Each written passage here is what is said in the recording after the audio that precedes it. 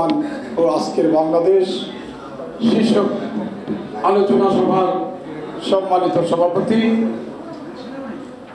জনাব সৈয়দ মোজাম্মেল হোসেন সাহেব, উপস্থিত আছেন আমাদের যোদ্ধাবাদক শিক্ষক জনাব আব্দুল লতিফ মাসুদ, উপস্থিত আছেন বন্ধুগণ এক সময়ের ছাত্র নেতা যুব নেতা এস.এম. মিজানুর রহমান সহ সম্মানিত নেতৃবৃন্দ, আমার সামনে উপস্থিত সুধীমণ্ডলী, আসসালামু আলাইকুম। আজকে মুক্তিযুদ্ধের প্রজন্ম দল এই মহান স্বাধীনতা দিবস উপলক্ষে যে আলোচনা সভার আয়োজন করেছেন এখানে এবং আমাকে এখানে দুটি কথা বলার সুযোগ দিয়েছেন বলে আমি তাদেরকে কৃতজ্ঞতা এবং অভিনন্দন জানাই। আসলে বাংলাদেশের স্বাধীনতা এবং বাংলাদেশের গণতন্ত্র এই দুইটি শব্দের সাথে জিয়াউর রহমান শব্দটি অত্যন্ত গভীরভাবে জড়িত। 1971 সালের 25শে মার্চ ঐতিহাসিক কালো রাত্রিতে যখন পশ্চিমা শাসক গোষ্ঠী বাংলাদেশের নিরস্ত্র জনগণের উপর সশস্ত্র আক্রমণে লিপ্ত হয়েছিল, তখন যার স্বাধীনতার ঘোষণা দেওয়ার কথা ছিল, স্বাধীনতার নেতৃত্ব দেওয়ার কথা ছিল, সেদিন তিনি স্বাধীনতার ঘোষণা না দিয়ে আত্মসমর্পণ করে পাকিস্তানে পালিয়ে গিয়েছিলেন।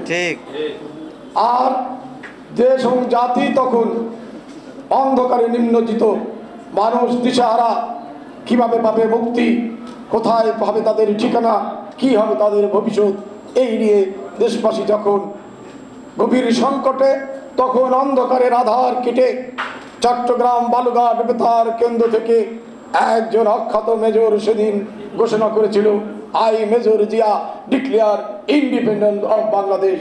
তার এই একটি শব্দ, এই একটি ঘোষণা সমগ্র জাতিকে আলোর পথ দেখিয়েছিল, মুক্তির সংগ্রামে ঝাঁপিয়ে পড়ে উদ্বুদ্ধ করেছিল। তার নেতৃত্বে দীর্ঘ 9 মাস যুক্ত করে এদেশের মানুষ দেশকে স্বাধীন করেছিল।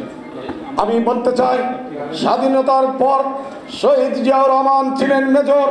উনি চাইলেই তখন ক্ষমতার ভাগ বাটোয়ারা নিতে পারতেন, উনি ক্ষমতার অংশীদারিত্ব নিতে পারতেন, তিনি দাবি করতে পারতেন আমি দেশ স্বাধীন করেছি, রণাঙ্গনে লড়াই করে আমি দেশের মালিক। কিন্তু তিনি সেদিন ক্ষমতার দাবি বা ভাগদার হননি, ক্ষমতা তার কাছে তুচ্ছ ছিল।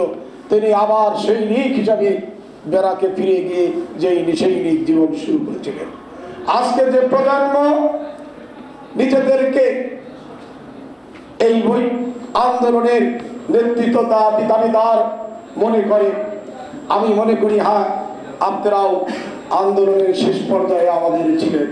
এই আন্দোলন শুরু হয়েছে 2008 সালে, সেটার সফলতা এসেছে 2024 সালে।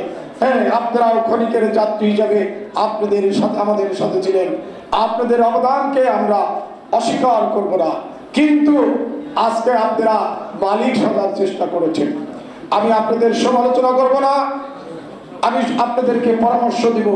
আপনাদের বয়স 18 থেকে 25-এর মধ্যে, 18 থেকে 25-এর মধ্যে আপনাদের অনেক কিছু শেখার রয়েছে, অনেক অভিজ্ঞতার প্রয়োজন রয়েছে। ক্ষমতার আপনারা অবদান রেখেছেন, জাতি আপনাদেরকে ভুলে যাবে না। কিন্তু আপনারা যে ছাত্র হিসাবে আপনাদের এখন দায়িত্ব পড়াশোনার পাশাপাশি জ্ঞান অর্জন করা, অভিজ্ঞতা অর্জন করা। আজকে আপনারা চাইলেই রাষ্ট্র ক্ষমতা নিয়ে এই রাষ্ট্র পরিচালনা করতে পারবেন না, কারণ আমাদের প্রিয় নবী হযরত মুহাম্মদ সাল্লাল্লাহু আলাইহি সাল্লাম কিন্তু জন্মের পরেই নবুয়ত প্রাপ্ত হননি। ওনাকে 40 বছর অপেক্ষা করতে হয়েছে নবুয়ত পাওয়ার জন্য। এজন্য আমি আপনাদের বলবো, আপনারা ছাত্র, আপনারা আরো পড়াশোনা করেন, আরো জ্ঞান অর্জন করেন, আরো শিক্ষা নেন, আন্তর্জাতিক রাজনীতি, বাংলাদেশের রাজনীতি, অর্থনীতি সম্বন্ধে আপনারা আরো জ্ঞান নেন, তারপরে ক্ষমতার ভাগিদার হন। আপনাদের আরেকটি শিক্ষা আমি বলবো, 52 ভাষা আন্দোলন ছাত্ররা সফল করেছে, 69-এর গণ অভ্যুত্থান ছাত্ররা নেতৃত্ব দিয়েছে, 71-এর মুক্তিযুদ্ধে দেশের ছাত্র সমাজ বই খাতা ফেলে নিয়ে অস্ত্র হাতে তুলে নিয়েছিল, এবং 90-এর ছাত্র আন্দোলনও ছাত্ররা নেতৃত্ব দিয়েছে। কিন্তু কোন ছাত্ররাই কিন্তু বলেনি যে আমাদেরকে ক্ষমতা দিতে হবে, আমরা ক্ষমতার ভাগটা। এই জন্য আপনারা বলবো যে আপনাদের এখনো আপনাদের মধ্যে দেশপ্রেম হয়নি। আপনাদের মধ্যে যদি দেশপ্রেম থাকতো তাহলে আপনারা এখনো ওই রাষ্ট্র ক্ষমতায় যাওয়ার স্বপ্ন দেখতেন না। সাথী বন্ধুরা, কারণ জিয়াউর রহমান তিনি কিন্তু প্রাকে ফিরে গিয়েছিলেন, কিন্তু 1975 সালের 7ই নভেম্বর সিপাহী বিপ্লবের মাধ্যমে এদেশের মানুষ তাকে আবার পুনরায় রাষ্ট্র ক্ষমতায় এনে বসিয়েছিলেন, কারণ তার 71-এর ভূমিকার জন্য। আজকে আপনারা যারা এই আন্দোলনে ভূমিকা রেখেছেন, সত্যিই যদি আপনাদের দেশের প্রতি মায়া মমতা থাকে, দেশভাবী যদি মনে করে, তাহলে জাতির সংকটে আপনাদের কিন্তু একদিন খুঁজে বের করবে। আপনাদের সেইটার জন্য অপেক্ষা করতে হবে। আপনারা এই আন্দোলন সফল করে ক্ষমতার দাবি ভাগিদার হচ্ছেন, কিন্তু আপনারা কি ভেবে দেখেছেন যে অন্যরাও তো আন্দোলন করেছে, তাদেরও তো অধিকার রয়েছে। আজকে আপনারা তারা মালিক হতে চাচ্ছেন। কাজেই সেই বিষয়ে আর বেশি বক্তব্য রাখতে চাই না, শুধু বলবো আমরা যে সংকট থেকে জাতিকে মুক্ত করার জন্য দীর্ঘ 17 বছর লড়াই করেছি, আমাদের সেই লড়াই কিন্তু এখনো শেষ হয়নি। আমরা এখনো বিজয়ের ফসল কিন্তু ঘরে তুলতে পারিনি।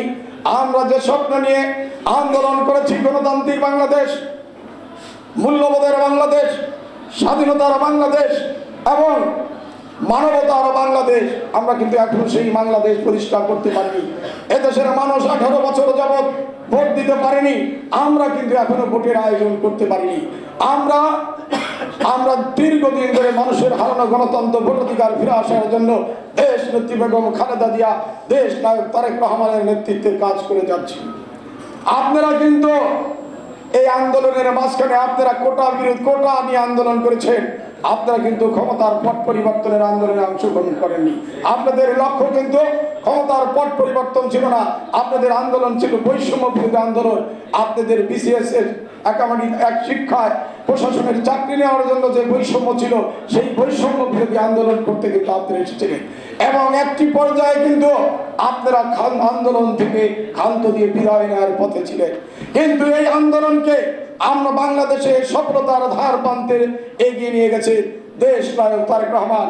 উনি কিন্তু আপনাদেরকে আর উৎসাহ উদ্দীপনা না দিতেন, আপনাদের পাশে না দাঁড়াতেন, বিএনপি, ছাত্রদল, যুবদল এবং বাংলাদেশের গণতন্ত্রকামী মানুষ যদি সেদিন আপনাদের পাশে না দাঁড়াতে, তাহলে কিন্তু আপনারা কিন্তু ঘরের মধ্যেই কোঠা আন্দোলন সমাপ্ত করে আপনারা কিন্তু ঘরে ফিরে গিয়েছিলেন। কাজেই আপনাদের বলবো, আমরা আপনাদেরকে ছোট করতে চাই না, আমরা আপনাদেরকে বলবো যে আপনারা অন্যদেরকেও সম্মান করতে শিখুন। আপনারা যে ভাষায় কথা বলেন, আপনাদেরকে সমালোচনা কথা করার মতো আমি মনে করি আমরা যে আপনাদের সমালোচনা করব, সেই সমালোচনার পাত্র হওয়ার মতো এখনো যোগ্যতা আপনারা অর্জন করেননি।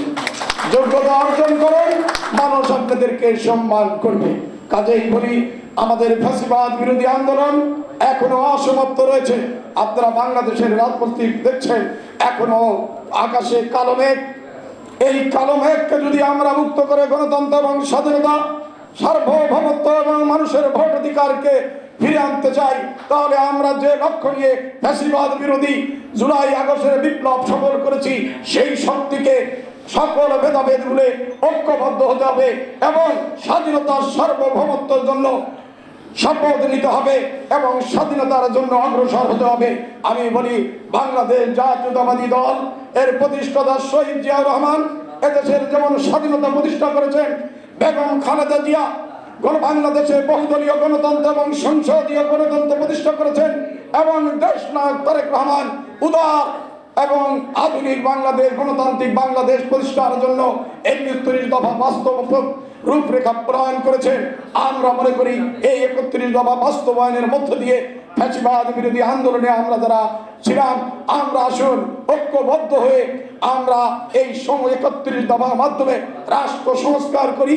পাশাপাশি আমরা যে ভোট অধিকার জন্য সংগ্রাম করেছিলাম, অল্প দিনের মধ্যেই সেই মানুষের গণতান্ত্রিক ভোট অধিকার মানুষের দ্বারে ফিরে দিয়ে তারা মানুষ ভোট দিয়ে যাকে ক্ষমতা দিবে, তারা যে ধরনের সংস্কার চায়, আমরা সেই সংস্কার যদি করতে পারি, তাহলে রাষ্ট্র সুসংহত হবে, পাশাপাশি আমরা যারা ফ্যাসিবাদ বিরোধী আন্দোলন ছিলাম আমাদের মধ্যে মনে রাখতে হবে, আমরা যদি দ্বিধা বিভক্ত হই তাহলে ফ্যাসিবাদ আবার মাথা চারা দিতে দিয়ে উঠবে।